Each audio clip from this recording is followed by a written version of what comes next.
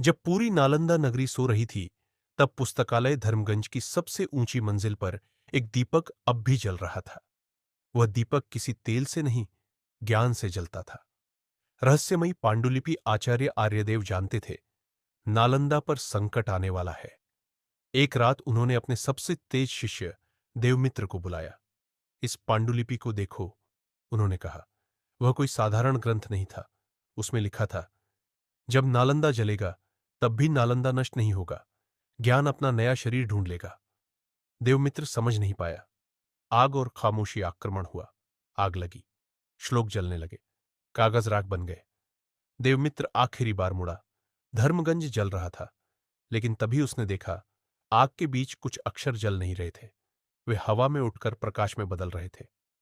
Twist, Nalanda कभी जला ही नहीं। अगली सुबह सब कुछ राख था, लेकिन वर्षों बाद चीन में एक भिक्षु वही श्लोक पढ़ रहा था। तिब्बत में वही सूत्र बोला जा रहा था। अरब में वही गणित सिखाया जा रहा था। देवमित्र बूढ़ा हो चुका था। उसने मुस्कुराकर कहा, नालंदा इमारत नहीं था, नालंदा तो लोगों के मन में था। अंतिम रहस्य आज भी कहा जाता है। नालंदा के खंडहरों में अगर रात को ध्यान से सुनो, तो हवा में फुसफुसाहट सुनाई देती है। जो ज्ञान बांटा जाता है, वह कभी जलता नहीं। और यही था नालंदा का सबसे बड़ा रहस्य।